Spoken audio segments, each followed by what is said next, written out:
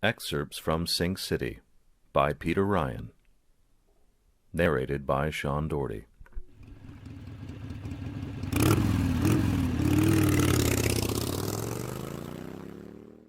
Episode 1, Scene 4. The Present. I approached the fuel depot with caution. If you've operated a depot through the Blink event and survived, you know what you're doing. It also means you have contacts through time and space. If you have these, then you know what I am. And if you know that, it's you who should be cautious. A gun turret sways its way across the thick compound wall. Its beady red eye flares and twin targeting spots appear on my chest. Standard protocol. Good protocol. I'm not overly impressed, but it's good to see their operational capability. I'm identified. "What do you want, Keeper?" growls a harsh, metallic voice. It isn't a question, it's a challenge. The individual at the other end of this rig is probably a kid, a teenager most likely.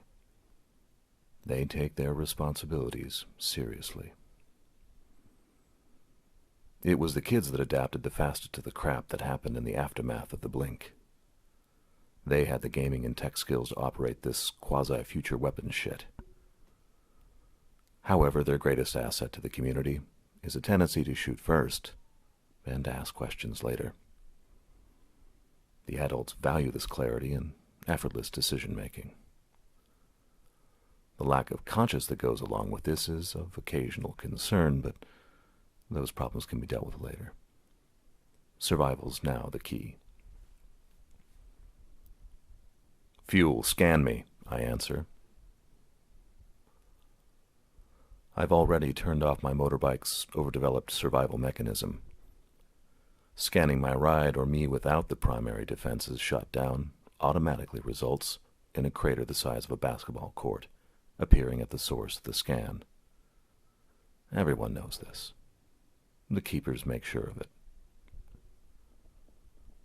The gun barrel droops like an old man's erection, and a white light blinks on. The light dances across the barcode embedded in my body armor. There's a pause. Again, protocol. And then the heavy outer gate slides open. Barcode accepted. It's the smart choice. If the right choice hadn't been made, I would have blown a hole right through the front gate. I have my own form of protocol. I notch the heavy bike into gear and it burbles forward.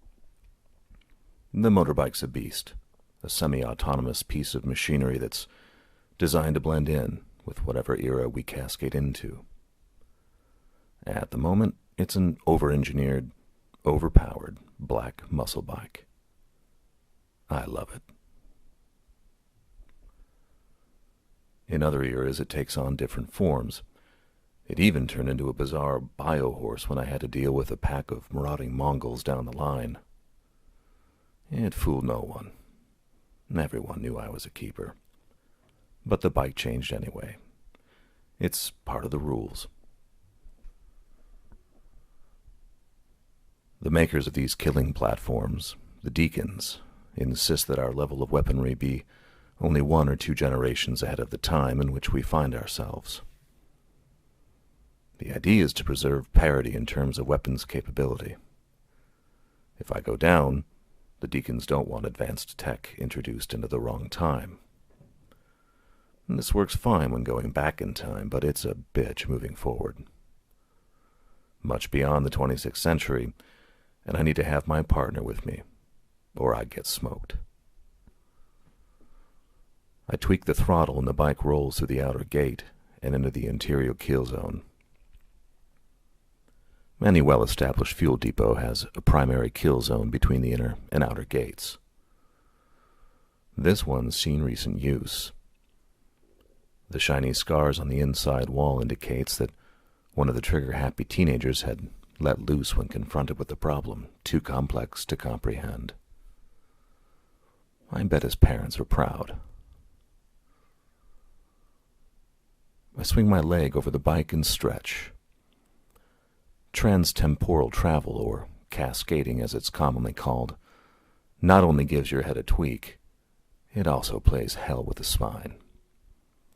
That, and I really want a drink. Like right now. I stride up to the inner door and bang on the outside with my ultra-enamel glove. It rings loud off the steel. "Hold your damn horses, keeper," swears an older voice. "You're inside. You'll get a drink soon enough." I smile. My reputation precedes me.